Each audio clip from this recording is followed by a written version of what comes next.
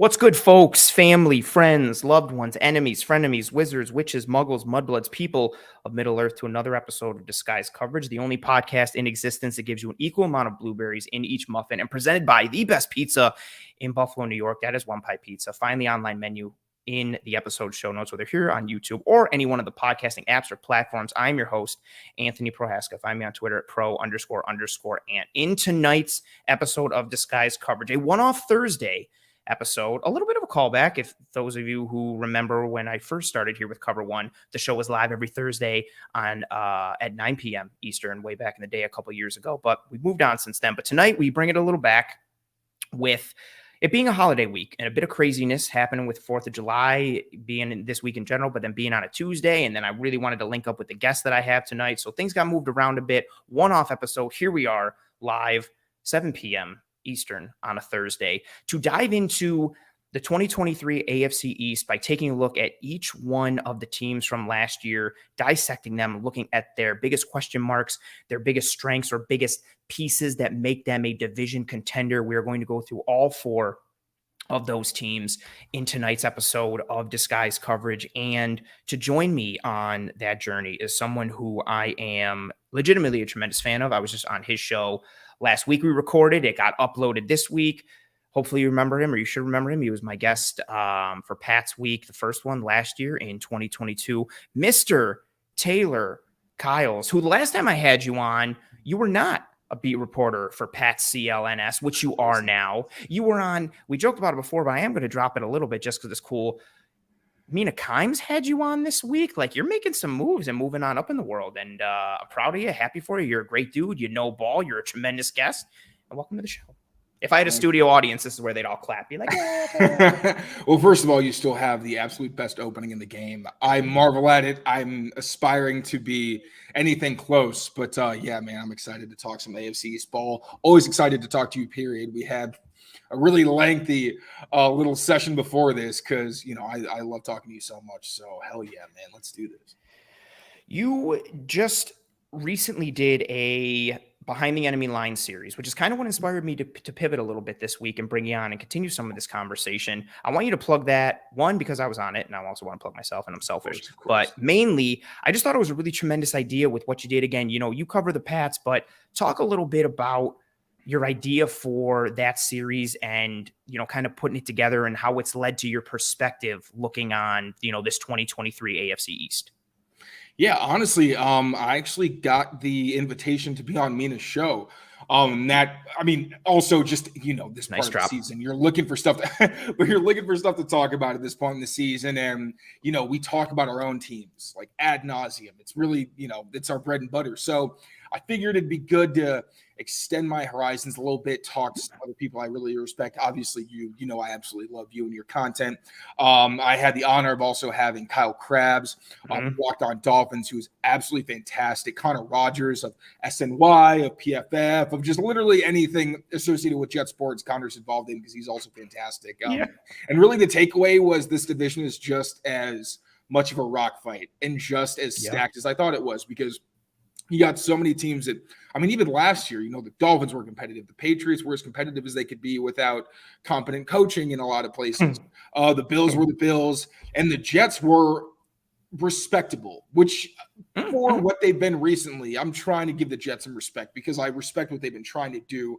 I like Joe Douglas. I like a lot of players on that team. But the reality is there was some respect for the defense, considering they weren't a team that got talked about a lot. Very underrated. Is going to, I think, get a lot more headlines this season because the offense is going to be able to keep up now that they've actually got a proven quarterback who doesn't look like he's necessarily going to be dropping off anytime soon. You know?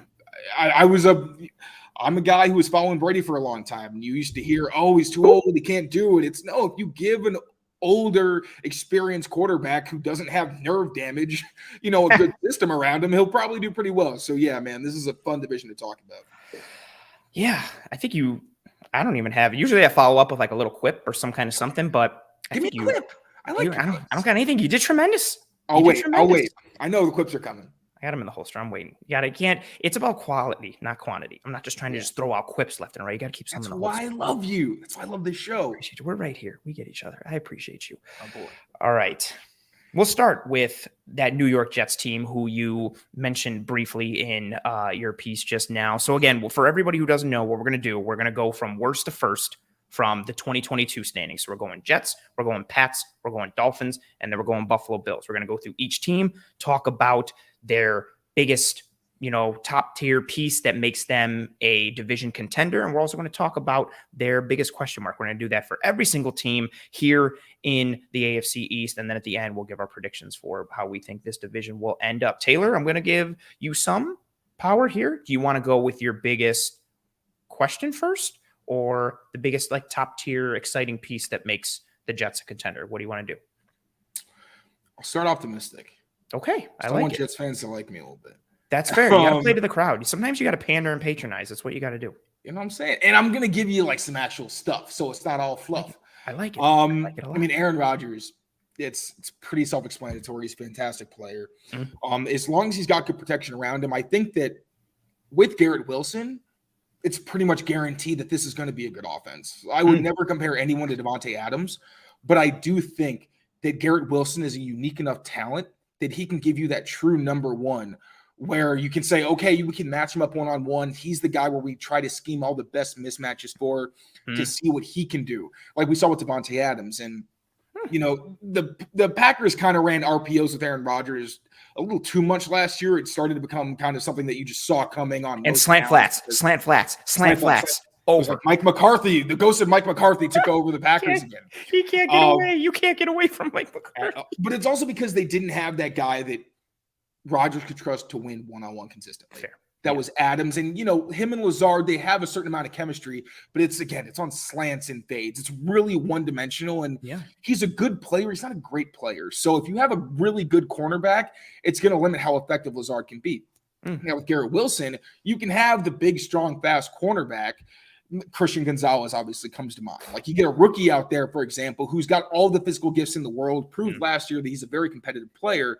But I think Garrett Wilson is someone who kind of like a Stevie Johnson, pandering to my Bills audience here a little bit, but such a unique route runner where you really don't know what he's doing because his body language is so unconventional. And it makes him very, very hard to defend one-on-one. So I think he's someone that if the almost said the Packers, if the Jets can feed the offense through Garrett Wilson and really establish him as that number one guy, I think they've got plenty of complementary weapons who can really at least be those guys that Aaron Rodgers can lean on and look towards if teams do focus on Garrett Wilson. So I would say that 1-2 punch. I would say Breece Hall because I am a big fan of him. He had a great year, obviously, before he tore his ACL, unfortunately.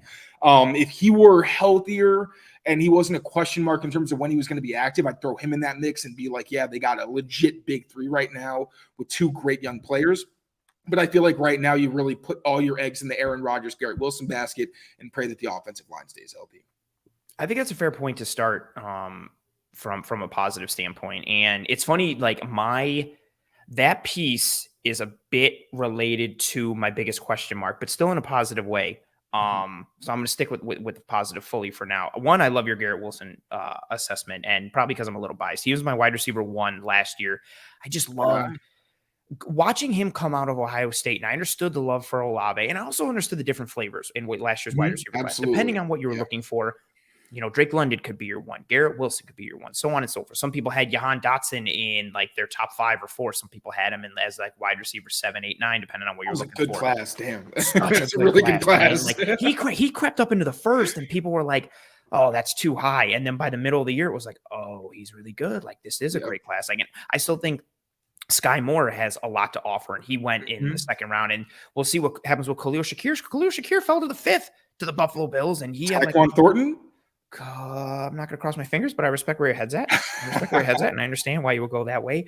But yeah, Wilson, just the suddenness and deception that he operated with at Ohio State, I didn't know how strong he would come out of the gate in this Jets offense, but he was, to your point, a legitimate, high-end wide receiver 2, low-end 1 early on in the year. And that's playing with Joe Flacco and Zach Wilson. And you knew when Flacco went in, what do veteran QBs like to do? They just want to go to somebody they can trust. Yeah. And Flacco, I'm thinking immediately in that Cleveland game early on, where's Garrett Wilson? He's just feeding him targets because dude keeps getting open. He separates in the red zone and just catches a touchdown early on and creates 7 yards of separation in the front pylon. you like the pieces that they have on that offensive side of the ball. So I understand going there for a strength, and I get it. For me, I'm going to stick with, I guess, the low-hanging fruit, the defense. This Jets defense that is filled with, I use this term a lot, especially for the 49ers. And I guess I want to use it here, and it does make sense because, Robert Saleh with his 49ers roots, but the 49ers with their defensive line, like, they breed velociraptors.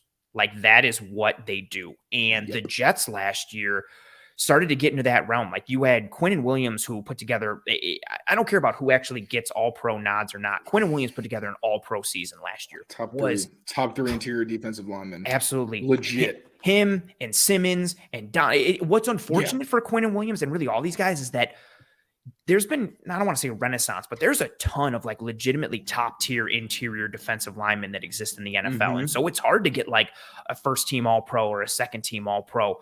But Quinnen Williams, monster of a year, dominant against the run and the pass. And then Carl Lawson, only a year removed from that Achilles, started to flash. I think he could be even better this year, another year removed. Usually it takes you that, like an ACL, but even more so with the Achilles, usually takes you, year 2 being away from that injury to start to come back into form and who you were. Yeah. But it was everything else. Like, Bills fans know about Bryce Huff. He's the dude who burned Quessenberry off the edge in a half a second and hurt Josh Allen's elbow. But, like, Huff was giving you reps, and Jonathan Franklin Myers was giving you reps. And now you get year 2 of Jermaine Johnson and see what he can be after falling in the first round last year. You bring in Will McDonald, who the pick overall I didn't love coming out of Iowa State, but he's got athleticism. You got some pieces that you can build with, and knowing that he's going to be, like, I don't know, the 4th or 5th option overall in the D line is fine. Like, the pieces they have up front, you got a healthy year from CJ Mosley last year. You have one of the best corner tandems in the league with Sauce Gardner and DJ Reed. And the year they put together, I was going to put a graphic together for it, but I didn't think people would like it here because it would be a Jets graphic. But the Jets defense last year, 5th overall in DVOA, 4th against the pass, 10th against the run, 5th in red zone DVA, 4th lowest points per game allowed at 18.6. They had the 3rd lowest drive success rate allowed, which measures the percentage of series that result in either a first down or a touchdown. They had the 6th lowest yards allowed per drive. They had the 2nd lowest points per drive allowed. They were 7th in sacks, but 30th in blitz rate, and they were 1st in 4-man rush rate at 84% because they just let their dudes hunt. They're stunning. You don't need to. You do. Just let your 4 dudes run and hunt. Like, sometimes they can just win one-on-one. You don't even have to run any stunts or games and loops. Like, you're just letting them win. And they did all of this. This is a huge point for me. They had the 4th lowest amount of takeaways last year. So they weren't this defense that was like, well, takeaways aren't predictable. That's going to come down. We'll see what they can be.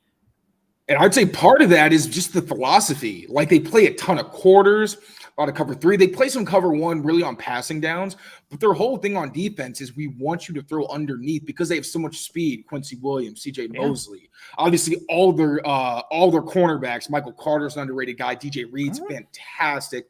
5'9" guy who plays like he's 6 foot. Obviously Sauce Gardner.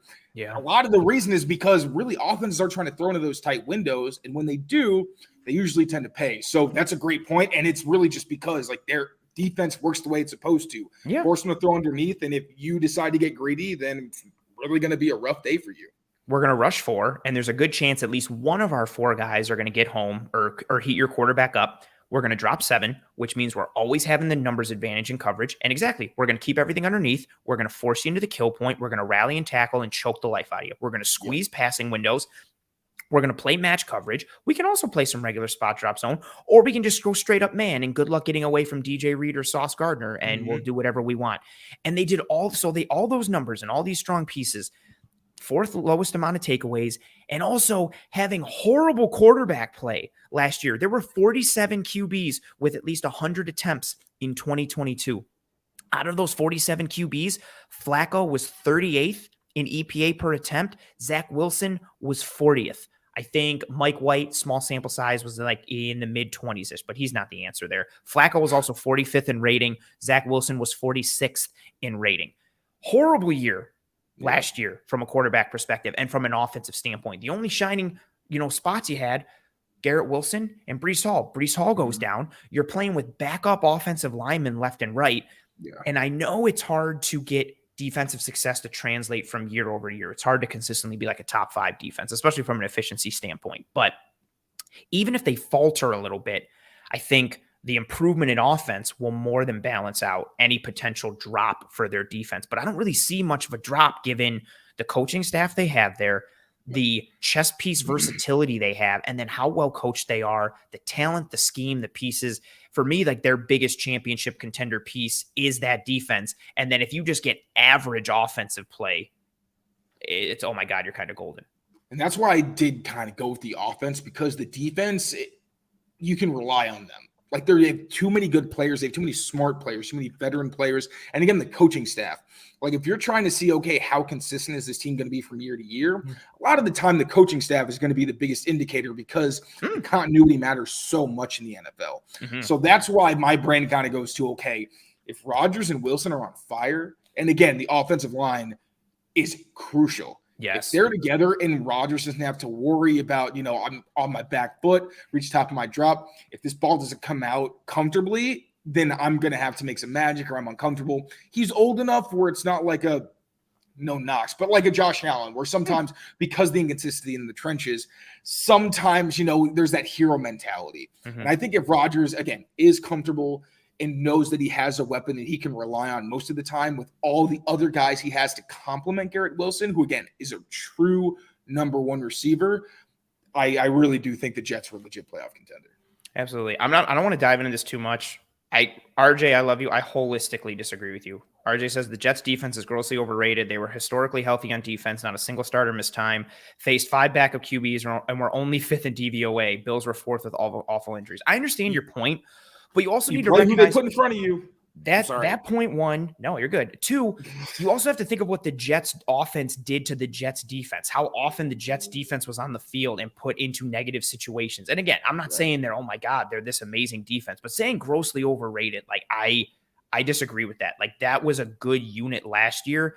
And for all the Bills woes, I mean, then for me, then you're saying that the Bills offense is overrated or the Bills offense is bad because the Jets gave the Bills offense problems both times. And I know the Bills won the second one and could have won the first without some crazy turnovers, but the Jets defense on the back end and on the second level and up front, they're a problem. Like they're good. And I would predict another top 10 finish for them. Are they going to be top 5? We'll see, but that's a good defense and a good unit on that side of the ball. All right. Now, Taylor, for you, your biggest question mark for this Jets team. Offensive line. Honestly, this is going to be a theme throughout the AFC East because I really do think that the trenches are going to decide largely. Not entirely because there's so many other talented players and talented units, but the offensive line is going to be the biggest factor, especially for the Jets, a team that it seems like every single year they draft this freak athlete who's so talented and we sing his praises and the poor guy ends up missing the entire year because of some horrible injury or most of the year because of a bad injury. You had Dwayne Brown last year, who is a highly respected tackle, was playing with one shoulder.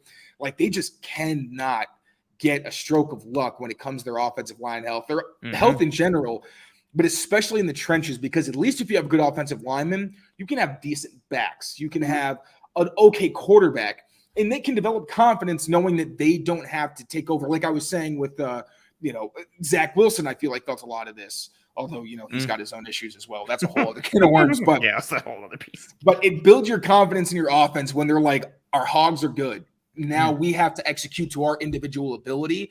And that's not the case when you got 3 backups on your offensive line. Like you just cannot function with a certain level of confidence because of how integral those units are. So, I mean, that is, I guess, also low-hanging fruit when you talk about the potential pitfalls. But, I mean, with all these teams, offensive line feels like it's going to be the deciding factor of who ranks where exactly.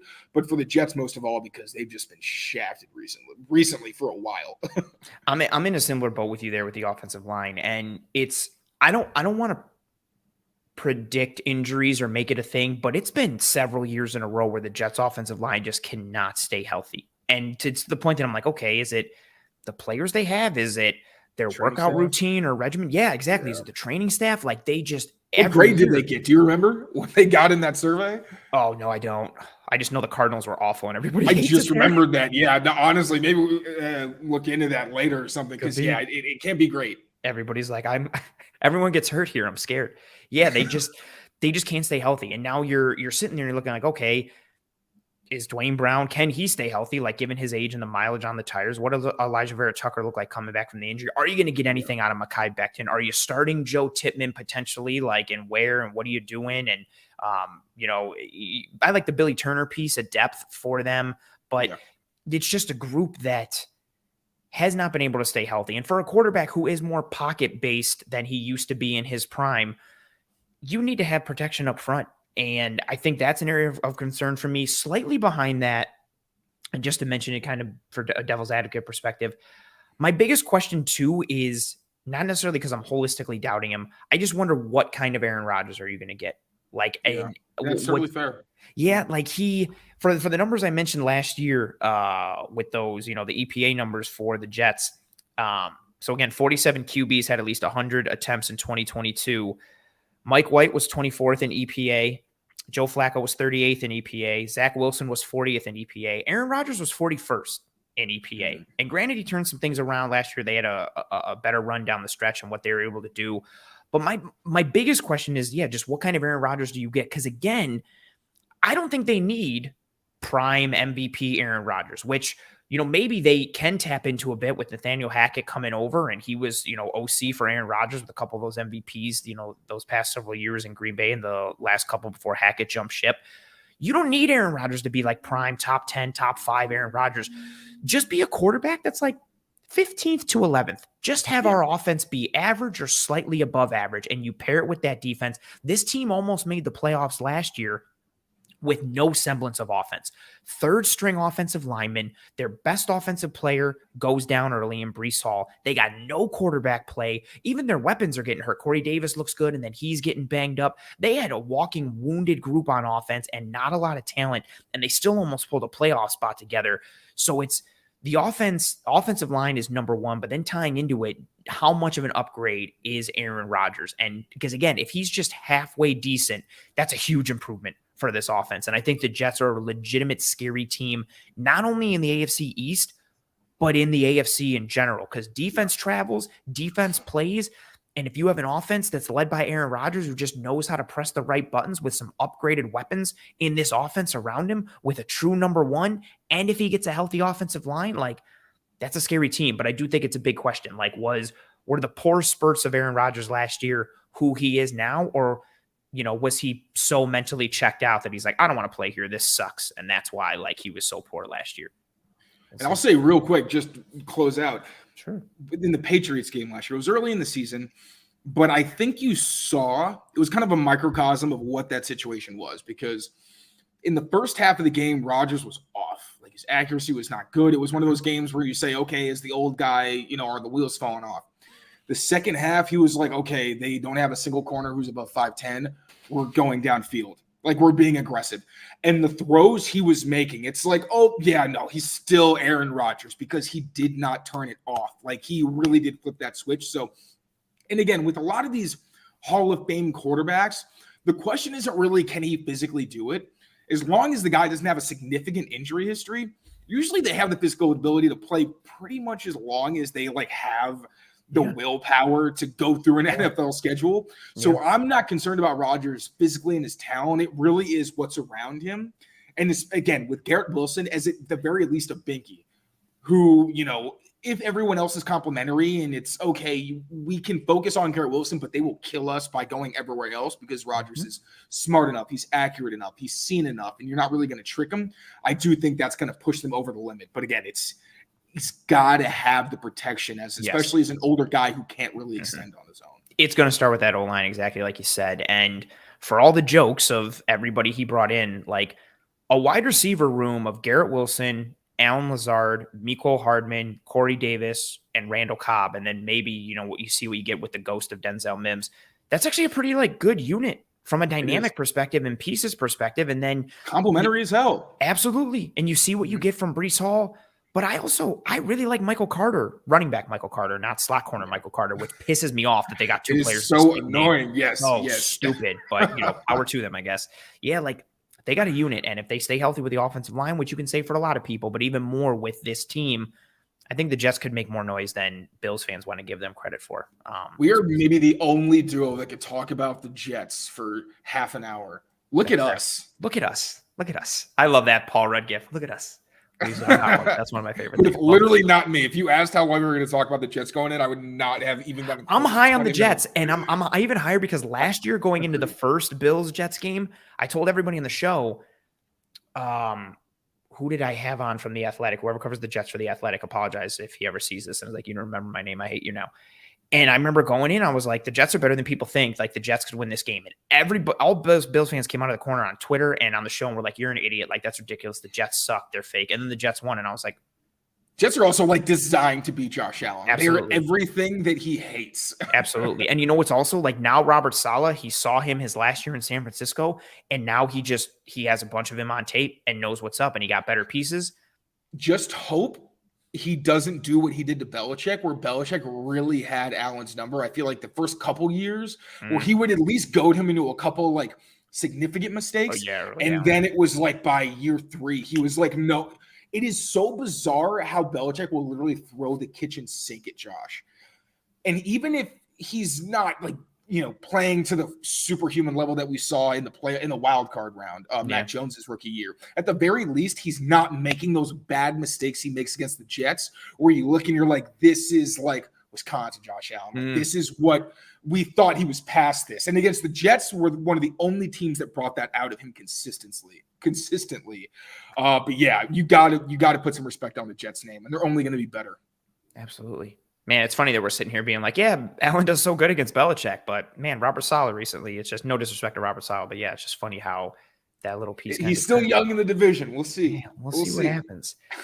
Let's kick it over to your world mainly. New England Patriots 2023. They finished 3rd in 2022, partly because they lost to the Buffalo Bills in the last regular season game of the season in Buffalo. Multiple kick return touchdowns for Naheem Hines. Sorry, wasn't rubbing it in, just recapping it because it's fun sometimes. I'll tell you real quick. I was working with Next Gen Stats. So like we sit kind of in the same area with each other. We're all watching different games.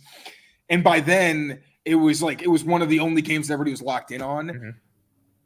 Man, I was literally rooting for the Bills because the circumstances and everything, I was like, hey, the first kick return touchdown especially, I was like, you know what, whatever. I'm happy for Buffalo. Awesome for them. Second one, I was like, no, F this. Like, this is messed up. Like, what the hell is going on? I'm pissed. Yeah. Everybody's making fun of me. Like, I'm sitting there taking all the heat. But, yeah, I'm on a Bills pod. So, yeah, you got me, everyone. I don't care about the goodwill anymore. I'm pissed. Yeah, no, I was like, I'm trying to be a decent human being, and you're taking advantage of me. But, no, kickoffs are stupid. They did it to themselves. Like, you don't have a good enough team. That is what it is. It sucked seeing them as close as they were to possibly pulling that out. But, they got beat by a better team, and it is what it is. So, yeah, there you go. There you go, Buffalo. Oh, you got me. At least you're not bitter. You can't even be upset. You had like 75 Super Bowls in like 10 years or however long. It was just the Matt Patricia season. Tom Brady ruined. That was a few weeks off the Raiders game. Do you understand what the Raiders game did to me? Oh, I forgot that Chandler Jones mentally, I was so. Do you know what Tom Brady has done to an entire city? Do you know how scarred I am as a person because of the Patriots' existence? Fair. I tried. Yeah, you're right. No, you don't know. You're right. You don't know pain. You're right. You think you know sadness? I had like a season to Cam Newton, and I was like, "This is the worst thing that's happened to anyone." Like, what? God, why me? But yeah, no, I don't have any perspective. I'm sorry. I respect, but it's it's been rough out here in the first world, I guess. Oh, shut up! You're such a jerk. All right, 2023 Pats. Let's lean with their strengths. Where do you think the strength for this team lies in terms of what makes them a potential AFC East title contender? I'm gonna cheat a little bit here. I'm gonna say the run game, but like this is the NFL. This is the modern NFL. So realistically, the run game's not gonna get you too far. But you have to say Ramondre Stevenson is their best off. Ramondre Stevenson and Mike Onwenu are their 2 best offensive players. What do those guys do best? Running the run game. So I do think that's a strength of this team, and I do think it's something that they'll probably lean on when push comes to shove. But beyond that, I do think their size of receiver is going to be what they kind of rely on. You got Mike Gesicki, you got Devontae Parker, you got Hunter Henry, Kendrick Bourne, who, you don't really think of in that capacity, but he's had some like absurd contested catches where he high points and takes it away from guys. Yeah. I'm sorry. I'm giving you guys all the love. You're completely right. But the receiving game, because they don't have a lot of proven separators. They don't really have any proven separators. Juju Smith-Schuster, another guy whose size, you don't expect him to separate. You hope Tyquan Thornton can be that guy. I think Kendrick Bourne in the right circumstance and the right matchups can be that guy. But then you also rely on Bill O'Brien. Like, this is an offense where you don't look at like, oh, I'm not scared of Mac Jones and his weapons. You're scared of Bill O'Brien. Because if you have any weakness on your defense, he's going to find it. He's going to push that nerve.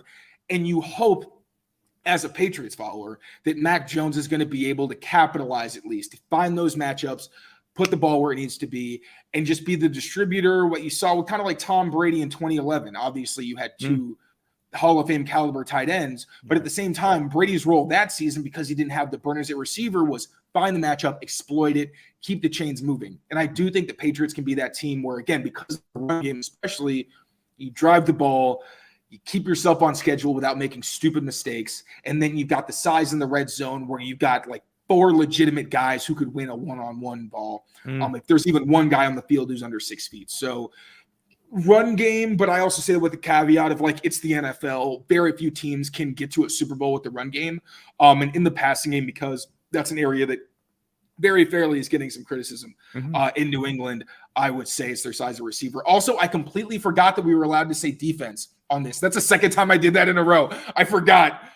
Oh my God, I completely botched that. But you know what? Hey, you're hearing from a Patriots student of their scheme and everything. You know, they're not, the offense isn't dead in the water. And now you can talk about their defense. I'd honestly love to hear your perspective more than I'd like to hear mine.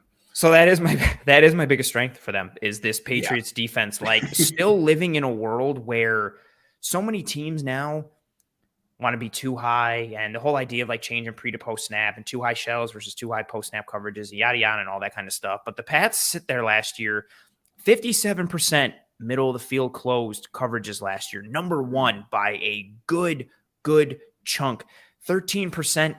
3-man rush rate, just like all these weird things that like they're leaning into, and you're like, why are they doing this? What are they doing? And but they're so fun from a defensive perspective because of how multiple they are. They finished 3rd in DVOA last year, but the tape is really, and you're always posting really good stuff, like just the little pieces of watching them. It looks like cover 1 pre-snap, and then all of a sudden like they're dropping into like Tampa 2, and you're like, what? Like, how did we get here? And then you're like, yes. And then part of why they can get there is because, you know, there's 11 starters on defense, but they're putting like 8 safeties out there, and you're like, who's coming from where? Who's doing what?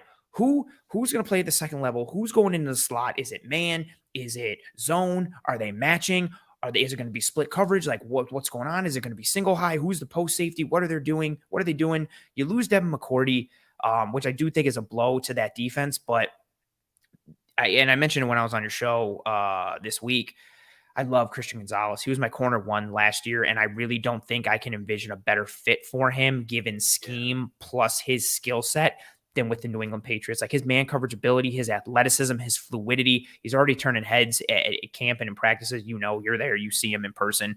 I think he will acclimate well to the system. I think he will continue to grow with that defense. And then, I mean, if Uche continues to be what he was last year, which was an absolute menace and a tear, and you're pairing him with Judon and Kyle Duggar, who I absolutely love and became like a legitimate, like kind of tight end stopper piece last year, who can play at the second level as like an off-ball linebacker and some sub-package work, or play in the slot or blitz or cover man, or just really all of these versatile chess pieces they can lean into from a package standpoint, alignment standpoint, coverage standpoint, front standpoint. That is their biggest strength, like their defensive versatility. But it's not, so many people I think want versatility, and then it's like, well, then you set yourself up like for versatility's sake, and it's just like, yeah, we got a bunch of like yes, and it's like, oh, you just got a bunch of chess pieces, cool. Like, being a jack of all trades and a master of none like isn't necessarily ideal, but the Pats have a guys who are a jack of all trades and then master of several,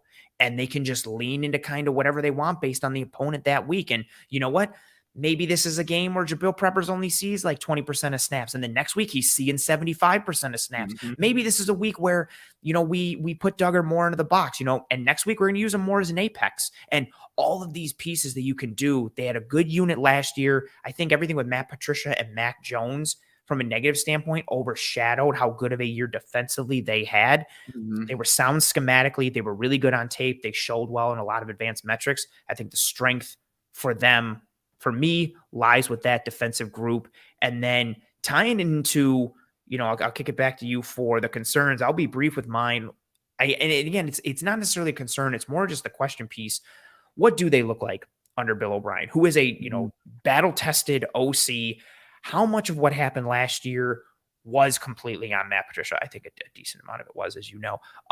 But what is Mac Jones truly? What does his supporting cast look like? How does the offensive line function? How do they do with having, like what you mentioned, this wide receiver group that has size and jump ball ability, but doesn't really separate? Can O'Brien get Mac Jones back, on track to kind of showing the flashes he showed in his rookie year and early on?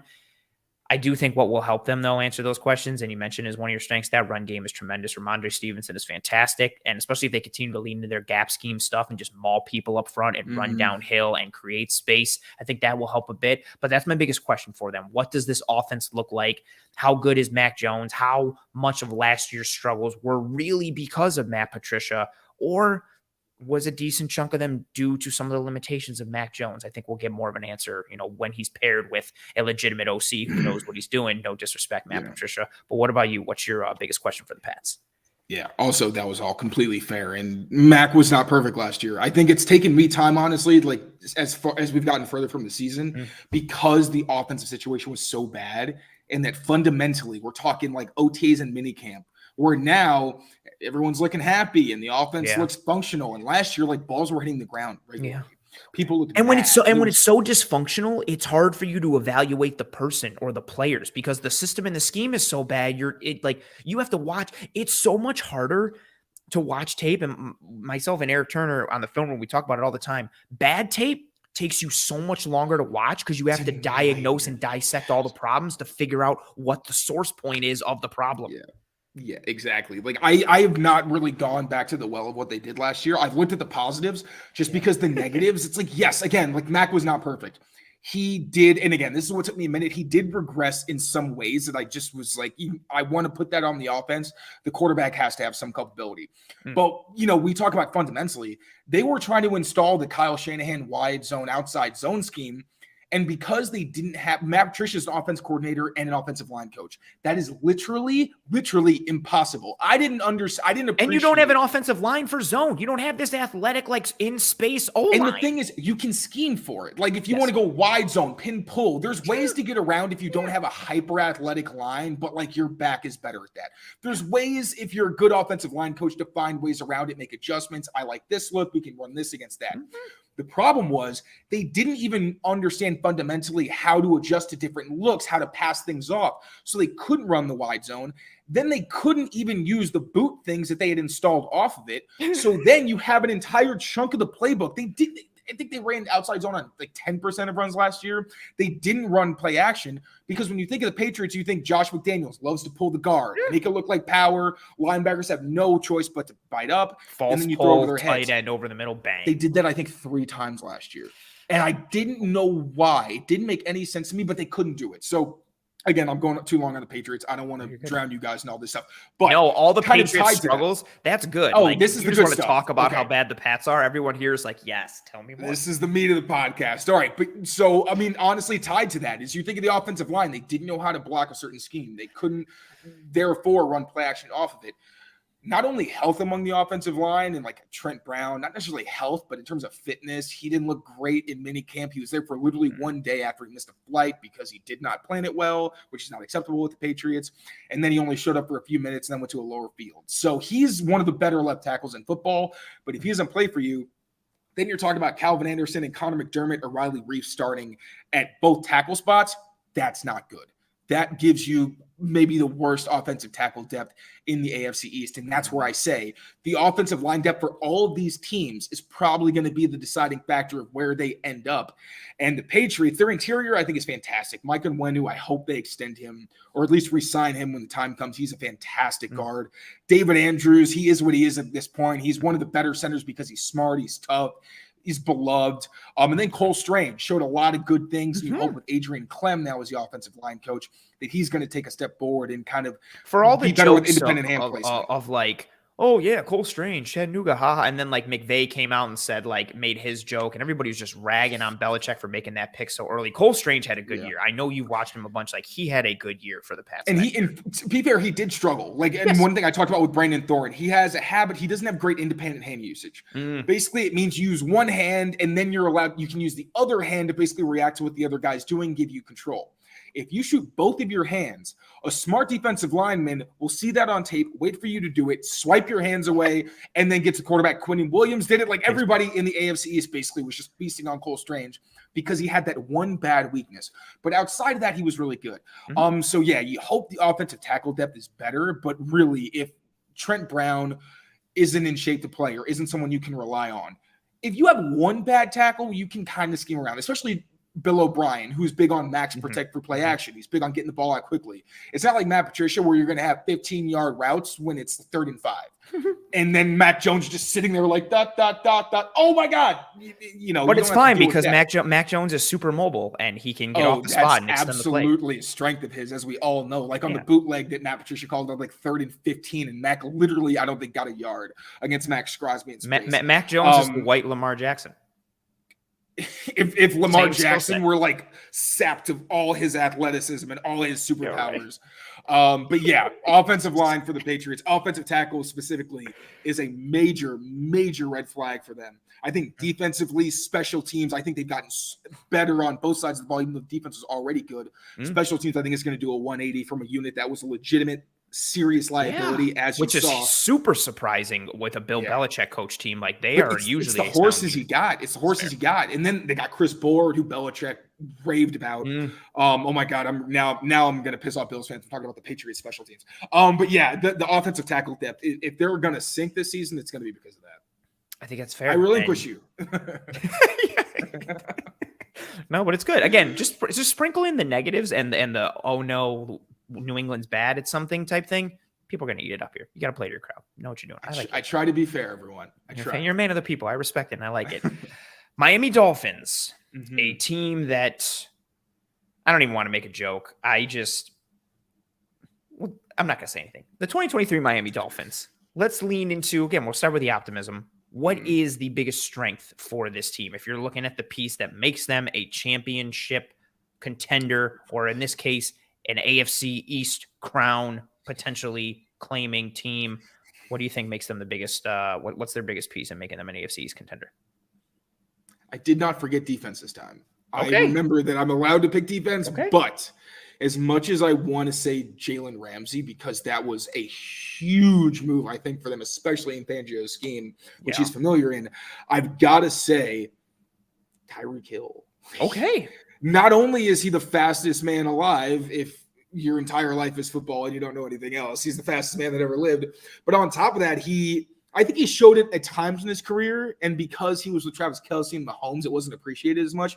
He's a legit 50-50 ball winner, where I think he legitimately won 48% of his contested targets. And he's a better route runner than he gets credit for. Everybody's just like, well, he's super fast. It's like, he runs. Yeah, but he knows how to use the speed. I was going to post it the other day, but I didn't want to piss off my Pats followers. But it's like, if Tyreek Hill wants to run a deep out, he's running a deep out, and you're not going to do anything about it because you have to keep your hips upfield to respect him going vertical. And the second he decelerates, it's, oh, well, what am I supposed to do? Like, you want me to cover the guy? Dude, yeah, and he sinks his hips, and he's got ankle flexion, and he's out of that cut, and you're just like, dude, well, how do I defend that? Like, what am I doing?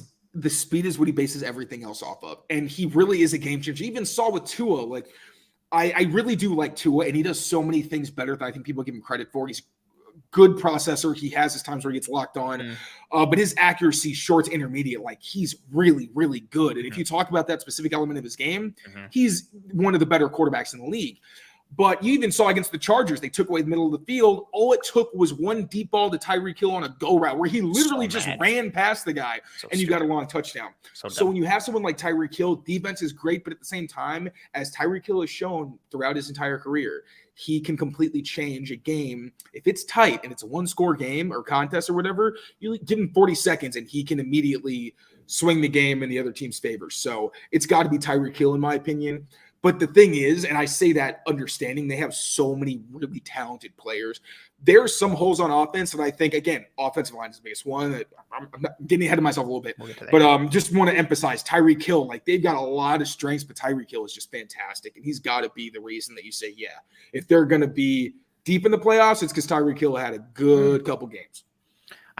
So my biggest strength is somewhat related to this. I went more structural or higher level.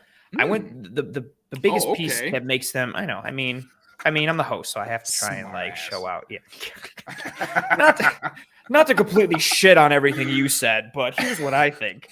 I know people are going to be upset. I think the biggest piece that makes them a contender is Mike McDaniel, and I know he rubs a lot of people the wrong way. Like, so a lot of people find him pretentious and obnoxious and really douchey and annoying. I love it, honestly. Like, it's hilarious. I find him funny. Like, he doesn't annoy me too much, even when I know I should hate him. And I remember last year, on the Athletic, Robert Mays had Pierre Garçon on, who played wide receiver under McDaniel, I believe in Washington. Yeah, when McDaniel was the wide receiver coach there. And just talked about how all the players loved playing for him and how tremendously smart he was. And then I remember connecting it with, there was another interview, might have been the same episode or some other piece that I know was said, where McDaniel had said, or the belief about him was, because he didn't play football, he feels or felt that he had to have the right answer all the time in order to maintain credibility and have respect from people, because he didn't play the game. So he has to be right with everything he's saying and everything he's doing from an X's and O's standpoint. And yeah, RJ comes in and says, I hate McDaniel with all my soul. Yeah, I get it. He rubs a lot of people the wrong way, but man, like, even if you find him unlikable and annoying or pretentious or whatever, he's impressive schematically. And not to knock Tua. I don't want to tear Tua down, but McDaniel turned that Dolphin offense into like a point and shoot offense for Tua, where he was just reading windows and finding windows, and everything was on rhythm.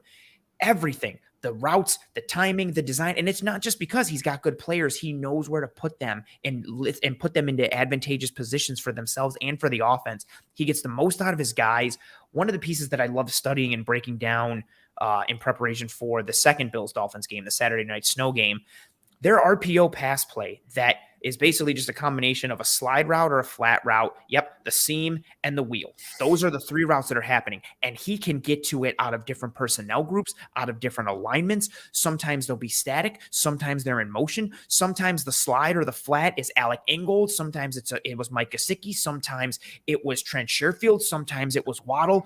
Go ahead. And did you know sometimes Tua's read, he doesn't actually have a read. It's just a pass. It's kind of that Lamar Jackson situation where it's like, if we're just really good at one thing, if they can't beat it, then we don't have to pretend like, oh, Lamar Jackson is thinking about carrying it. Like, no, if there's a 250-pound linebacker out there, Lamar's keeping it. And it was the same thing. If you got a good matchup and Tyreek Hill is the one in motion going on that wheel route, you're not throwing the ball. There's not a snowball chance in hell. No, yeah. So you just go and we're going to go through the motions, and it's like an RPO pass, but it's 100% a pass because we know the look we're going to get. We know the matchup we're going to get. And he designed that, and he got to it week after week after week, and they cut teams up with it in a variety of ways. I did a full episode on it going into that Bills-Dolphins game and just broke down tape of 12 different times they ran it in multiple games, and they would get to the same end result from a whole bunch of different starting points. And to be able to make something look, whether you're offense, defense, whatever, to make something look like A and then have it turn out to be B consistently is so tremendous. And I just think he really is one of the top schemers and schematic offensive minds in the game.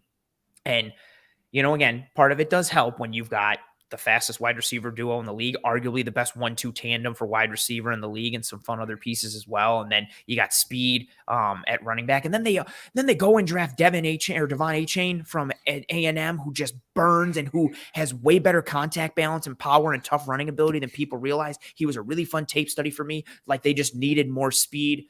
But yeah, so whether you're I hate focusing how good on the that fit strength, was. I hate dude, how so good good. that fit was. So whether you're focusing on the individual piece like you did with like the talent perspective or the bigger overarching piece, it's easy to like that offensive side, but there are some concerns on the offensive side. And I think we're in alignment here.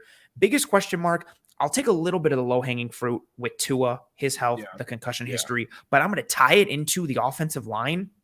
Lowest pass blocking efficiency in 2022. Teron Armstead is fantastic, but always seems to be one play away from an injury that's either going to knock him out for weeks or limit his play for weeks. Austin Jackson has been meh. You got Eichenberg, who's had to kick into guard. You got Connor Williams, who's meh to okay. He's a better run blocker than a pass blocker. Robert Hunt, same thing, meh, flashes at times and has some fun reps. We'll see what they get from Isaiah Wynn. Does he win a starting job somewhere? And all of it, to tie that in with Tua, you've got questions on your offensive line from a pass protection standpoint, and you've got a quarterback who is a statue, who does not create off script, who does not extend the play. Physically cannot. Yes, physically cannot. It's really, really bad. And he seems like now he's one hit away from having his life significantly impacted, not just football career, like his life. Yeah. So you've got a quarterback who needs protection. That's a big question mark. And I think that's a huge worrisome piece. And it's a shame as a football fan because you've got all these fun weapons, but you might not be able to get to them because your offensive line can't protect. And for an offense that is so predicated on passing windows and rhythm and a statuesque pocket passing quarterback, to not have a consistently functional offensive line can literally derail you and be a huge derailment to someone like Tua in an offense like this. Versus if it's Josh Allen, oh, he can go create and make a play and kind of make you right even when you're wrong. That's what he does. Literally what he actively does. That's exactly what he does. But if somebody gets in quick on Tua, it's a wrap, and it's led to big-time negatives for him. I mean, I'm going to steal your point, and I'm going to keep it short and sweet. I mean, their defense is truly stacked. Like, I will say, their defensive line, Christian Wilkins, Jalen Phillips, Bradley Chubb, Zach Sealer, Sealer is one of the most underrated players in the entire NFL. That's how you know someone watches AFC East film, if they know Zach Sealer, because he does. No one talks about him. He's a fantastic player. Like, he may not be as consistent as like the upper echelon guys, and I understand that, but he's an impact player who really makes a difference on that. And again, when you have Christian Wilkins, it's like literally, can anyone else contribute? Like, can someone just capitalize if you're getting one-on-one blocks, if they're not really paying attention to you? And Sealer's that guy. So the defensive line, they're good. Linebacker, Jerome Baker, okay. Linebacker, weak side linebacker, David Long, who they got. I'm a big fan of him. Same. If he's healthy, that's really fun. He's what they've been looking for, because they've had Baker as more of the weak side linebacker and Landon Roberts as a middle linebacker, but Roberts he's like a smaller Juwan Bentley. Like, Juwan Bentley can kind of compensate, one, because he's so good technically and he's good at getting to his spots. And I think the Patriots are good at teaching their run stopping linebackers to do that. But with the Dolphins, he really got picked on to Landon Roberts. And then Jerome Baker had to be the athletic linebacker. And that's just not really where his skill set is. He's more of a blitzer, more of a downhill guy. So yeah, linebacker David Long is huge for them. Brandon Jones, Javon Holland, fantastic. Jalen Ramsey, Xavier Howard, Kader Kohu, Cam Smith, Nick Needham, like, their secondary is stacked. So the defense, like, I'm not even going to like force some kind of, but their defense is going to be fantastic, and they're coached by Vic Fangio. They're good. I'm, again, just going to say the offensive line, it is so scary on a human level that Tua really, seriously. Dude, I cried twice last year because of Tua. Like, it's hard to watch. It's scary, man. You feel for him because it's like, yeah, sure. Even if I was a Dolphins fan, like, there's a degree where, sure, football, but also this is a human being who I thought after his most recent concussion, I was like, there's no way he's playing again, right? Like, this is terrifying. I felt bad for him coming out of Bama when they had to like reconstruct his hip because he's got he shattered his hip, and then he comes back. And it's like, oh, cool. Now we're going to bruise the hell out of your brain twice really bad. Like, yeah, I don't want to be super negative or anything, but the reality is that's got to be it. And the offensive line, like you said, the backups didn't even play with Teron Armstead. I know Mina Kimes pulled that up. That was a really good stat. But the backups never even got to play with the best offensive lineman they had. So I think Teron Armstead obviously is a big piece of that, but I don't know how much I trust the rest of the offensive line to be consistently good. I feel like every year you hope the Dolphins are finally going to – honestly, it's most offensive lines. I think the Patriots got away with it because of Dante Scarnecchia. They had him for so long, and then there was kind of the residual effect of him being there. But the AFC East has really struggled to find good guys in the trenches, but they also have great defensive lines. So, yeah, I got to say it's Tua, like, again, on a very human level. Like, I pray that he makes it through this season. But if he's not there, it's going to be a lot harder for them just because of what he is good at, and that they have put so much into building around him and what he excels at, that without him, it would be tough. And that's why it's wild to see like how bad their offensive line is, because it's like, that's a really important thing in general for anyone, but especially with Tua. I love your pieces on the defense. I don't want to wax too much on it, but I am very excited for what their defense can be with Fangio, plus all the I mean, you got a guy who knows how to use Bradley Chubb, who had him in Denver. And then, Holland. And I completely forgot they drafted Cam Smith, who I loved coming out of South Carolina. I'm hoping he doesn't start his rookie year. That's going to be so unfair. I'm hoping that Xavier Howard ends up getting shipped off because of his contract, and then Cam Smith slides in, because all three of them at the same time, if Cam Smith is on quickly, that's three big, speed, Cam Smith can play in the slot.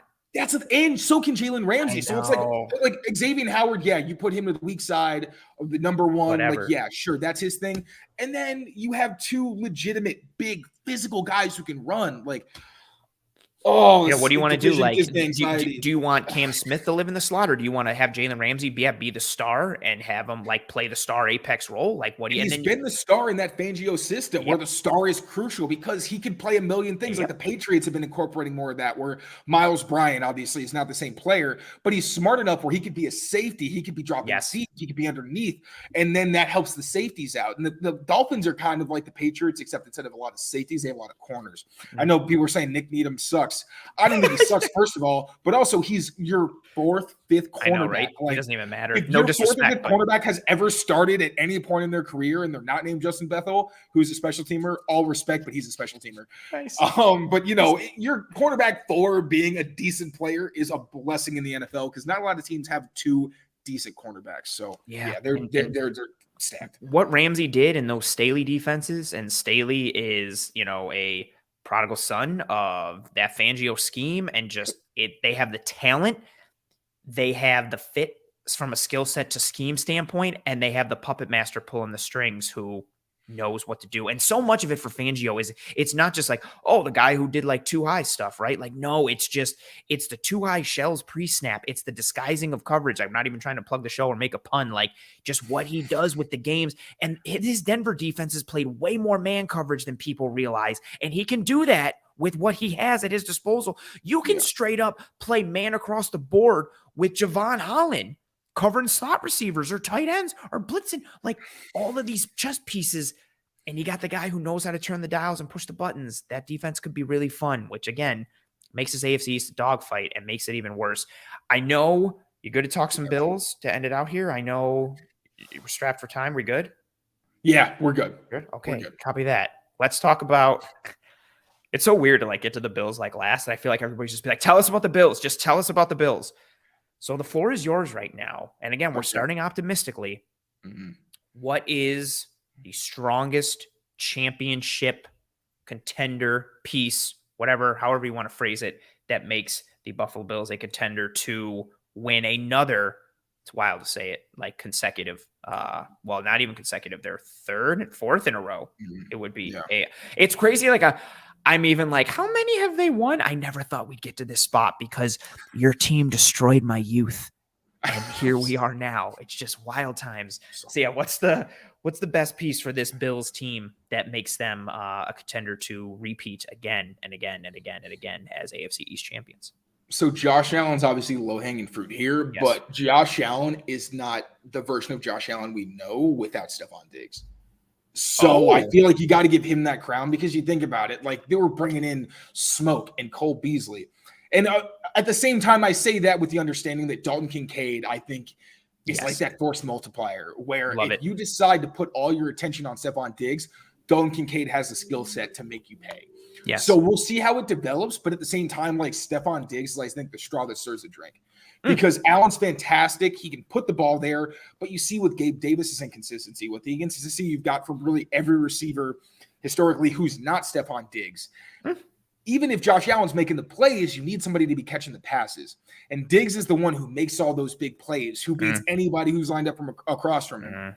So if we're talking about the real difference maker, I no disrespect to Josh Allen. Like, obviously, Stephon Diggs is also better because of Josh Allen. It's why they're boys.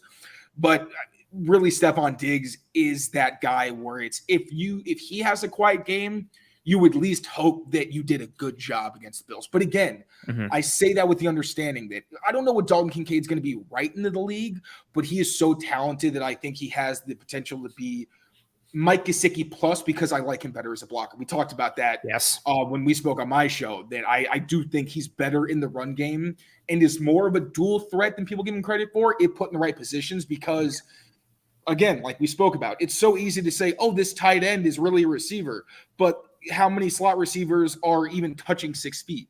And if you got a guy who can win those contested catches, those jump balls, or who can just out physical the other guy and create separation early in the route, that's a huge difference maker. So again, Stephon Diggs is that guy, but Dalton Kincaid could be the guy who puts them over the edge. And, it's not just on Stephon Diggs. Now, I think Allen has someone, also Dawson Knox, who I really do like. But if Dawson Knox is your 3, man, that's with Josh Allen, with Stephon Diggs, with James Cook in that run game, which I think is going to be better this year. O'Cyrus Torrence, I like him. I think this has the potential to be a really well-rounded team that just gives you nightmares that they have the discipline to be as balanced as they can be. But Stephon Diggs is the real key to that puzzle. I figured, so I didn't want to go Josh Allen because I felt like that was cheating. And I had a feeling you might lean into Diggs, so I also stayed away from that. But I mean, I think it's fair to just go, especially if you're looking from a player perspective, like it's Allen and Diggs, like they make this offense go in whatever way you want to shade it or pitch it or turn it, whatever have you. I'm going to go with, and it's somewhat tied to the Dalton Kincaid piece. My thing for the Bills that makes them strong contenders to win the AFC East again, I'm going to go with the schematic versatility and multiplicity they have now on both sides of the ball. And we'll start with the offensive side. I love the 12 personnel piece. We talked about it on your show. Shameless plug. It was a great episode. You should go check it out. I tweeted about it yesterday. It's on Taylor's Twitter page as well. What you can do with 12 personnel, a good 12 personnel with a legitimately versatile tight end or 2 tight ends in both the run and the pass, it allows you to do so much. It opens up so much. You can get to more of the menu without having to turn the page. I love that phrase. Yep. So you've got the 12 personnel piece. You've got Gabe Davis. You've got Knox. You've got Kincaid. You've got Deontay Hardy, who's had injury issues, but when healthy, he's okay. And potentially he could stay healthy if he's not having to get a lot of burn and see a lot of reps. They took Trent Sherfield from Miami, big power slot type dude who's a good run blocker, thick frame, strong, fast, athletic, physical. You still have Khalil Shakir. You've got this run game that I love that point. I think the Bills' run game, I almost wanted to just say the run game, but I knew people would burn me to the ground because they think running the football is stupid. The run game is so important, I think, in today's NFL, and football is cyclical. Cue the Matthew McConaughey, True Detective, time is a flat circle with a can, and he smashes it. Yep, love it. Everything is cyclical.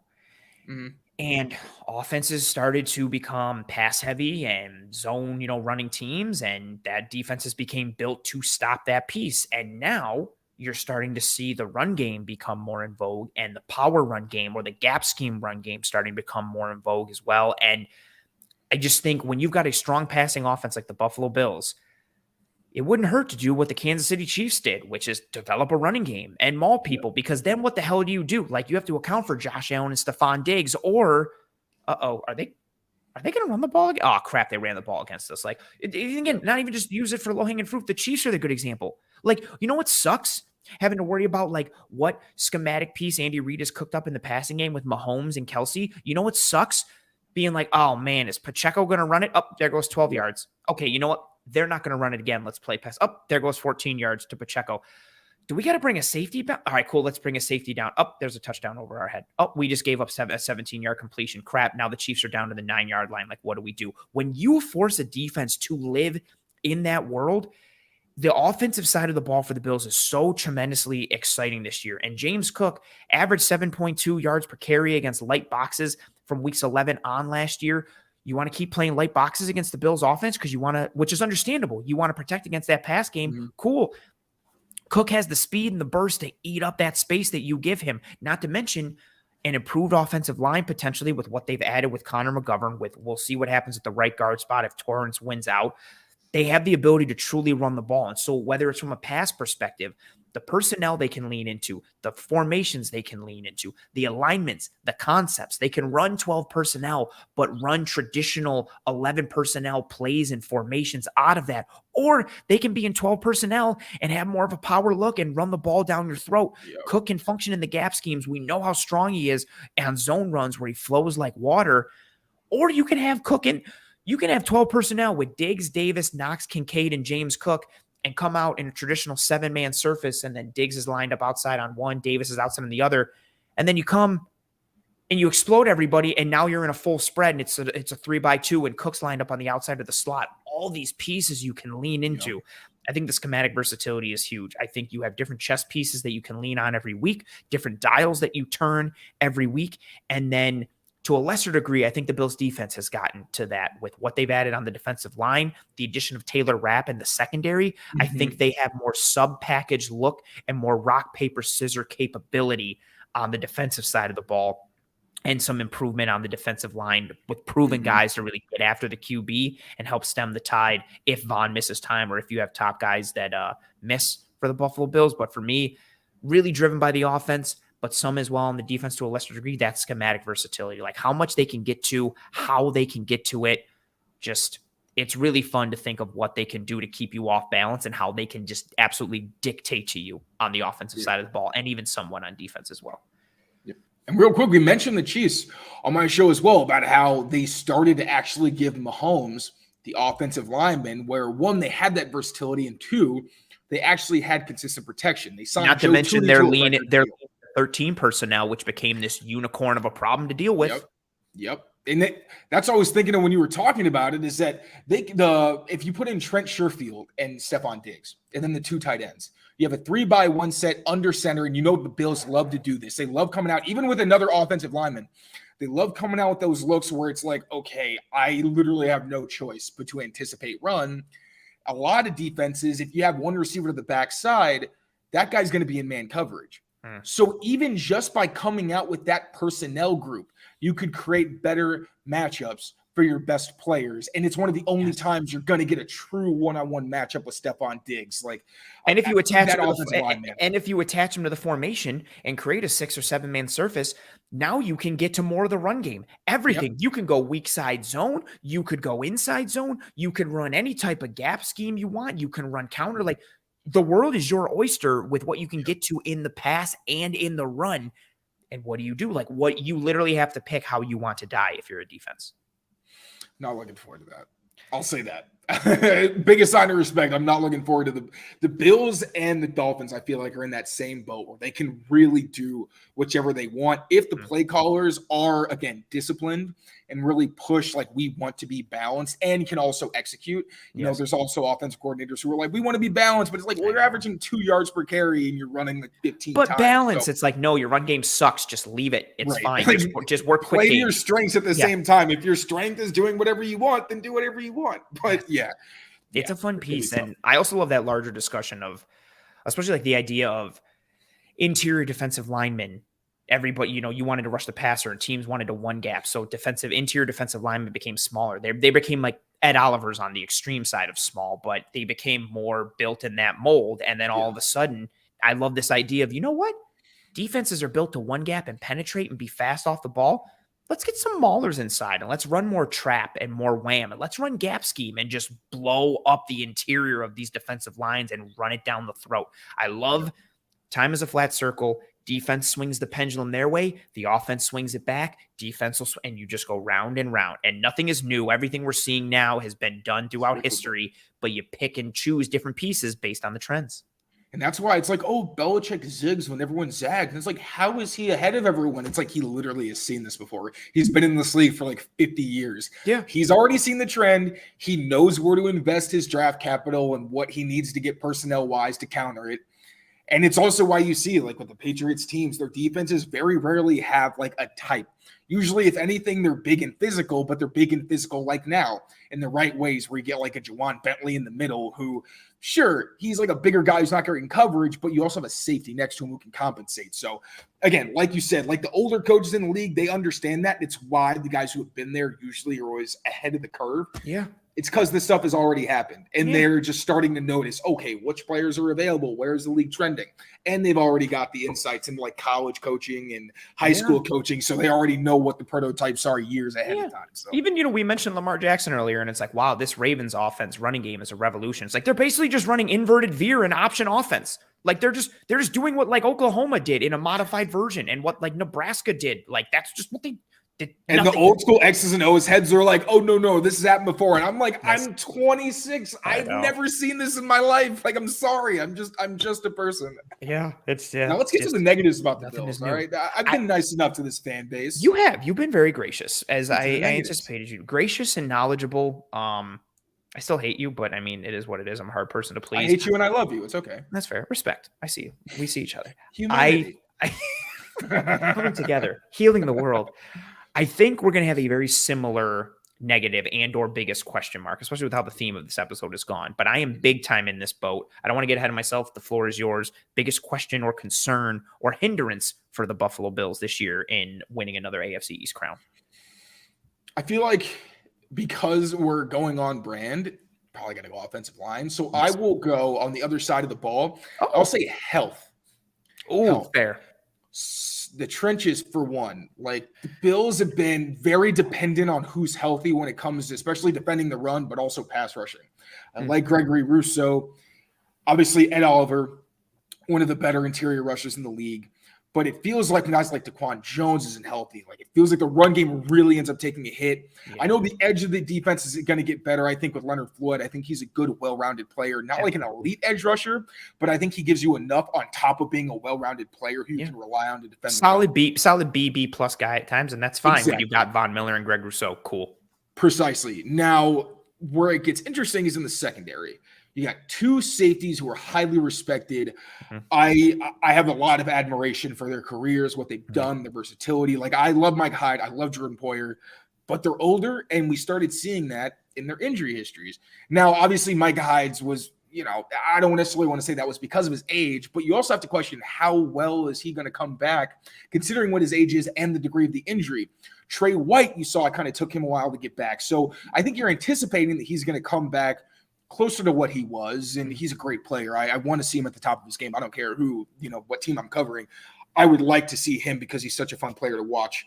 Khair Elam obviously is very good as well. But again, I really do think if you're soft in the middle, like you lose an interior defensive lineman and your safeties aren't playing consistently, Taylor Rapp is good, but he's one of those guys where I don't want to say he's a jack of all trades, master of none, but he's versatile but scheme limited. He's not playing deep middle for you consistently, and I don't think you're comfortable with him doing that. Like, there's certain – I think he's someone where, when you have three safeties, that's when having Taylor Rapp is a ton of fun because you put him wherever the situation dictates he's best. But if you're missing Jordan Poyer and or Micah Hyde, then Taylor Rapp is being put in positions he's not comfortable in. And then you have to rely on backups. And I think that's when, as you saw last year, the secondary, and I don't even want to say falls apart because I think relative to how much youth they had and how much they were relying on backups, like I do not want to take away from what. But everything becomes more limited in what you can do. And when you're trying to get out of a dogfight division and a dogfight conference, if you're limited, you're almost dead in the water. That's a backbreaker. Yeah. So I'll go with the health specifically in the secondary, but also in the interior of the defensive line. And obviously with Von Miller, like how long it takes him to get back. But, the Bills are probably going to be playoff contenders. If Von's there for the last stretch of the season and he's healthy and contributing, you're probably good. Yeah. But seriously, if your safeties go down, like that's a pretty big weakness where a good team like a Bill O'Brien is going to scheme where on early downs we're designing play action shots, get Tyquan Thornton on your safety. Is your safety comfortable enough in space that deep downfield to be able to match up with him? You guys are in quarters and it's essentially man-to-man. That's fair. You tell me. I didn't anticipate, I think this was like the fourth or fifth Tyquan Thornton name drop. I didn't expect him to make such a I haven't strong talked about appearance him on at the all show. in anything that You're I've so just excited in my about it. I like podcast. it. So, I mean, to be fair, he's dealing with like a soft tissue injury. I don't know how much he's going to play, but He's so fast, he though. is. That's the thing. Like I do think Bill O'Brien and Will Fuller. It's not like we've seen that Bill O'Brien knows how to use guys who, they're skinnier and they're scrawny and they don't do well with contact and they're injury prone. But it's like, okay, but get him in a condensed split on an early down where they're playing soft zone, so he doesn't have to worry about that. And if it's you hope with those, I'm sorry, you want to pass again, but if you're on schedule, you're only dealing with like 3rd and 5, worst case scenario, 3rd and 6. Manageable. You can get a guy, if someone's going to go man coverage, you can get a pick and get a guy open. Like that's what Daniels is great at. All the great offensive coordinators.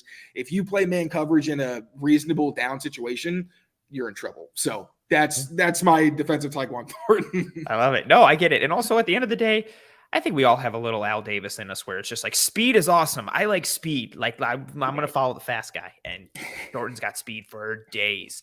I do share some of your sentiments on the concern overall from a health standpoint. Always that's because that's in the back of my mind, but I think I was so focused on both sides of the trenches. I'm going to talk about the offensive side in a minute, but the Bills' defensive line made me feel a little better with the additions they made. I like the Poona Ford addition, and I really, really, really like the Leonard Floyd addition just because Floyd is a solid 1 or 2, depending on however someone views Rousseau. I think Rousseau has the potential to be a very high-end 2 or a 1 this year with the progression that he's made, but Floyd is the 1 or the 2 with Rousseau, and then Von Miller comes back, and now you got a 3-headed monster rotation at edge who can do everything, run and pass from a defense standpoint in a variety of ways. I really, really like that.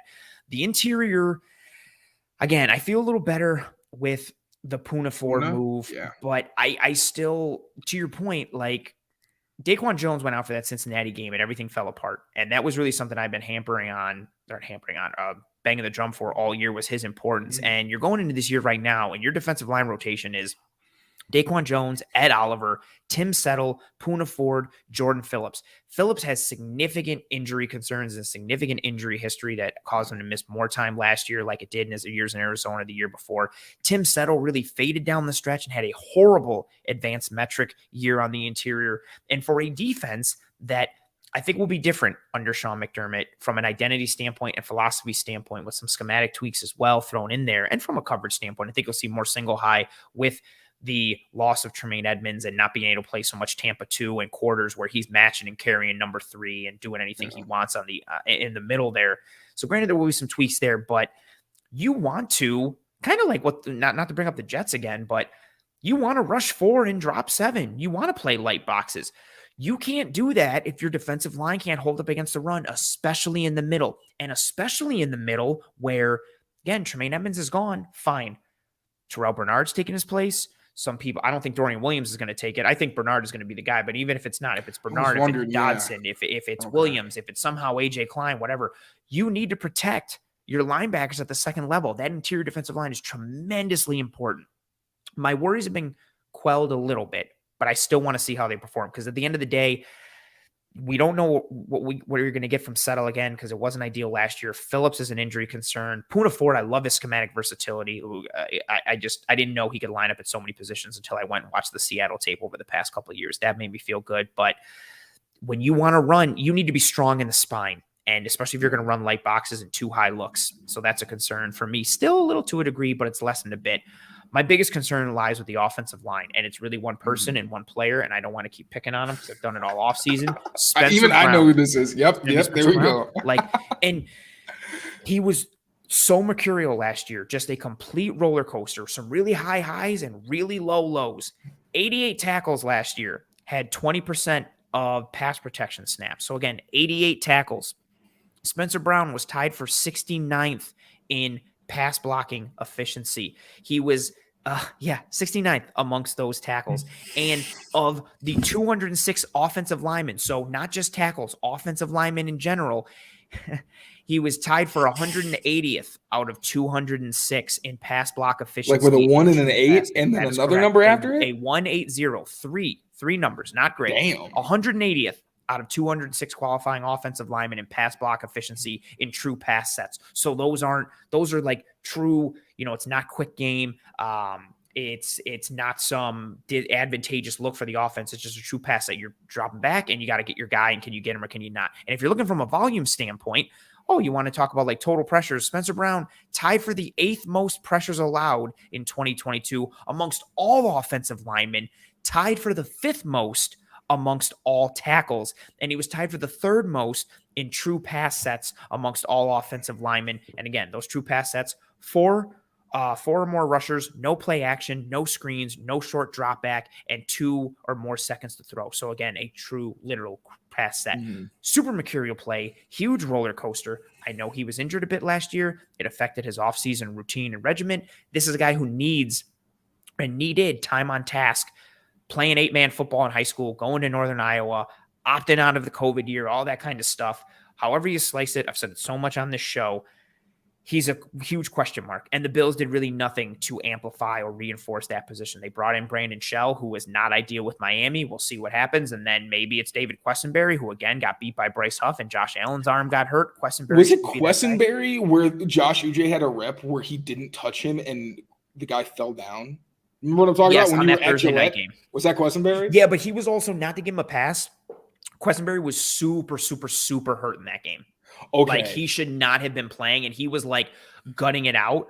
But you could see how, he was going to struggle regardless. But then on top of it, he was just, I think it was his ankle or his knee. He could not move. Bro, it had to be something lower. But I saw it and was like, something is probably wrong with him. Yeah. But I used it as an excuse to call Josh Uche a Jedi because he literally just goes like this and Quessenberry falls. Yeah, he collapses. It's like, he used the force and Quessenberry's like, and he just melts. Yeah, it wasn't great. Sorry to use you as a punchline, Quessenberry. I apologize. He watches the show. He's going to be pissed. That's fair. Yeah, it's just. Good taste in shows, though. That's true. He's a smart guy. He recognizes the content. Or it could be you. You and Mina Kimes are best friends. But you're the draw here. I'm just the shepherd on this journey. Sorry, I had to do it one time. Don't you dare. Don't you dare. I just think it's a huge piece. And I love the improvements overall. Dawkins, solid and fine. I think Connor McGovern is an upgrade big time from Roger Saffold. Not because McGovern's going to be this all-pro, but Saffold was like a D last year. So bad. C+ at times. McGovern gives you a solid B- to a B+ range. Yeah. Mitch Morse, I think, is tremendous. Even if Ryan Bates wins out at right guard, solid baseline, fine, but he or Torrance will be okay. And then you've got right tackle, a guy who Spencer Brown on any given play could give you a rep where you go, wow, nice. Or you're going to be like, wow, that's awful. And he gets beat within a half a second. And that's the piece, right? When he gets beat immediately. It's bad technique, it's bad footwork, it's poor athleticism, and he gets beat immediately. And if you can't protect, especially with an offense that has so much schematic versatility, that can really bring you down and drag the whole thing and act like an anchor, which is also why I think the run game will be key, because Spencer Brown's a very good run blocker. His physicality and athleticism shows up in spades, whether he's going downhill or functioning in space as a run blocker, which is also why I want to see more run game mixed with play action to mitigate how much they have to put him in those situations. But if I'm a defense, I am going with a wide alignment and I am going to overload that side. I'm putting Spencer Brown on an island because he'll give up the corner. He'll give up the inside. He'll get beat through his chest on a bull rush. He won't use independent hands. What does he do? Struggle. He's just inconsistent, but all the tools are there. He's just inconsistent. I haven't seen, I'll tell you what, one of my, oh my God, I'm blanking on the terminology. Darnell Wright does it all the time, and I got into it with trap. Ghost snatch trap. Thank you. Snatch trap. I haven't. So that's a move that offensive linemen use on defenders. Spencer Brown gets snatch trapped by edges because he'll be so out in front of his feet that the edges will engage, and Spencer Brown reaches and they chop his hands, and he'll just fall forward and they go right by. That's so bad. It's not great. He gets beat, and that's the concern. He gets beat in a variety of ways, and when he gets beat in a variety of ways, they're all really bad, and that's the roller coaster. He doesn't need to be an all-pro. He doesn't need to be amazing. Just stabilize. Just lower the low lows. I don't even care if you lower the high highs. Just raise your floor, be consistent, have that semblance of consistency. He is my biggest question especially for the offensive side, because the offense drives this team. Again, I spoke a little bit about the defensive interior, like you did as well. But that Spencer Brown piece, especially in a division where Jalen Phillips has made progress, and I think Chubb is going to be better. And sometimes they'll line up Christian Wilkins outside and just stunt and play games and take advantage of you. You know what the Pats got with Judon and Uche, and then the Jets got horses for days up front, and let alone with what you're going to have against, the upper echelon teams in the AFC as you go forward, which we're not talking about. We're just focused on the AFC East piece. That's a piece that concerns me. It worries me. I have concerns, but Taylor, I've kept you too long. I should have known, because I knew we would talk. Honestly, we could probably talk for like a legit another 2-3 hours and just continue. That's the thing. Yeah. I'm not, that's why I can't get upset, because I'm having a lot of fun. I need to start policing myself better. It's me. It's a little bit less. It was bad off rip when you joined the room and we started like 7-8 minutes late because we were just kind of shooting the shit and hanging out and talking. And I was like, oh wait, we got to do the show. But I appreciate we're talking about Sicilian weddings. It takes a long time to get through all that. It does. There's we're talking with our hands. There's a lot of stuff going on. But as always, I appreciate you. You were tremendous, as I hoped you would be. I am a genuine fan of yours as a person, and in terms of just the content and the work that you put out. I love that you harken back, just for people who don't know. The last time I had Taylor on, he was working for the NFL, working for Next Gen Stats. And offline, we were talking about kind of what he wanted to do with his career and where he was going. And he's moved on that path significantly, now being a legitimate beat reporter for the Pats. And he's that dude. You'll see him like at training camp, and he's got the behind the scenes footage. And he's also a beat reporter who, this is no shade at anyone, he's not just out there as like a medium of information. Dude actually knows football. He knows scheme. He watches tape. He breaks it down. Like, that's the majority of what his Twitter page is. And he's a beat reporter doing that. So you are one of the best. I truly mean that. I enjoy the hell out of you as a person and as a guest and a guy who just to talk ball with. But now that I'm done singing your praises, I'm going to just talk horrible things about you once you leave here. But please just balance this out, because I'm cringing. The floor is yours. Gratefully. Yeah, that's fair. Grateful but cringe. The floor is yours. Tell everybody where they can find you, what you do, all that stuff. Because again, I say it in season, but even if you're just a fan of the Bills, I think it's important to stay up on everything for all the other teams. And if you genuinely want to know about football, but especially knowing your enemy in the New England Patriots, you're one of the best for that. So plug your stuff, everything you do, where they can find your shows, Twitter, work, articles, website, anything and everything. The floor is yours. And then go to your dinner, which I held you up for, and I apologize. You're good, buddy. First of all, let me sing your praises, man. I adore you. I love being on the show. It is so fun. I wish I had just hours to kill so we could just talk ball as much as we want. Thank you for welcoming in this community. I sincerely do love Bills fans. I went to a Bills-Pats game 2 years ago. We're so hospitable. Everybody was so nice and genuinely sweet. I really have a lot of love for Bills Mafia. You came up to Buffalo for a Bills game? Yeah. Dude, I'll text you pictures. If you come to Buffalo again, you have to let me know, and we'll get I'm a beat reporter, baby. I'll be there. Oh, that's right. I forgot.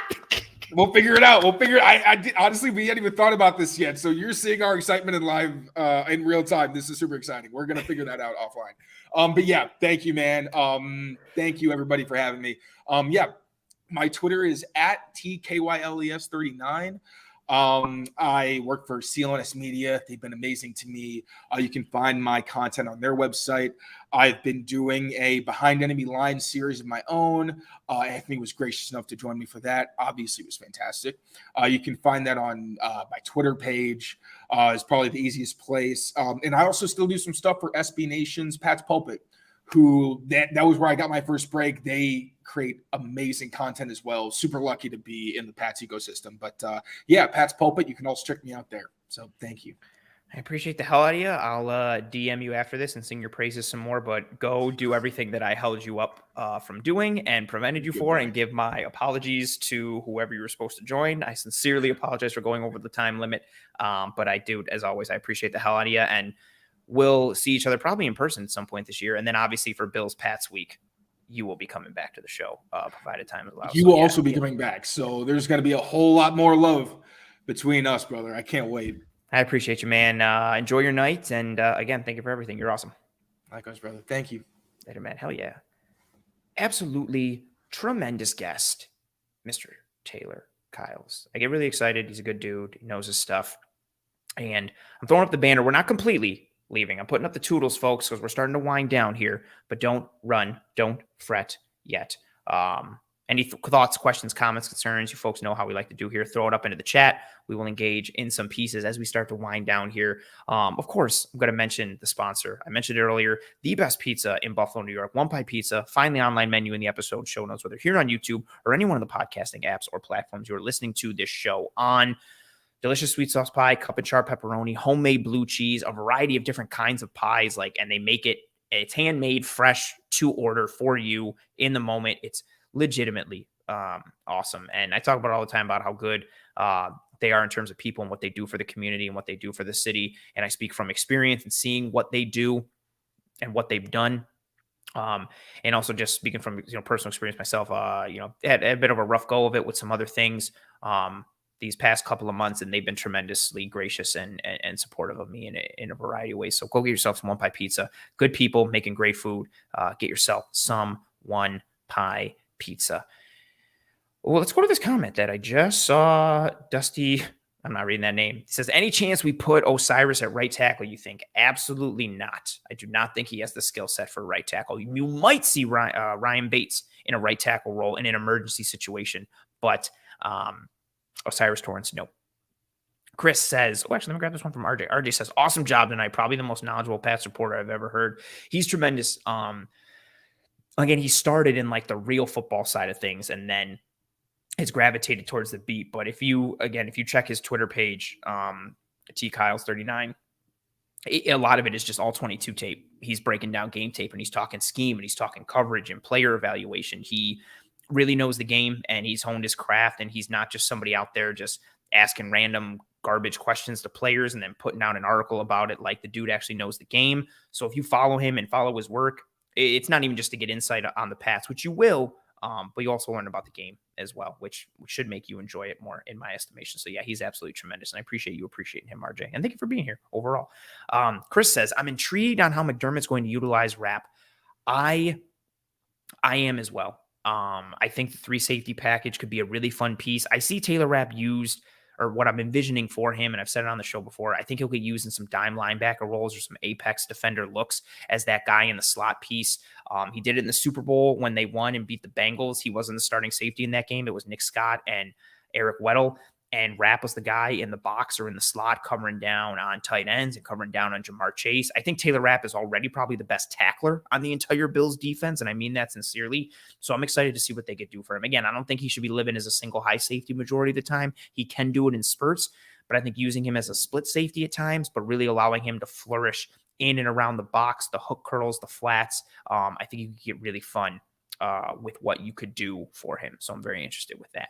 And RJ says, same, getting ready for the Raptor package. Excellent plug. Shout out to Chris Kepner from Cover One for coining that phrase. It's Mike from Facebook says 2021, the defense gave up 176 pass yards per game, 59.4% completion. Last year it was 214, 61.2%. Defense gives up 104 rush yards per game. The offense is top 5 in most categories. What do the Bills need to do to fix the pass defense issues? Pass rushers, DB coverage. Good question, Mike, and from Facebook. I'll put it down. But answer it. I honestly think a lot of it is from a pass rush standpoint, consistently generating pressure and being able to play with that solid rotation. We know the Bills are going to rotate. I think so. Part of it again last year, I mean, they were banged up in the secondary legitimately. Even when Poyer came back, he was not anywhere near 100%. You were rotating in Hamlin and Jaquan Johnson. Cam Lewis saw time at safety. Trey was working back from his injury. Elam got banged up. Benford got banged up. All these little pieces. But I think the health will help the defense.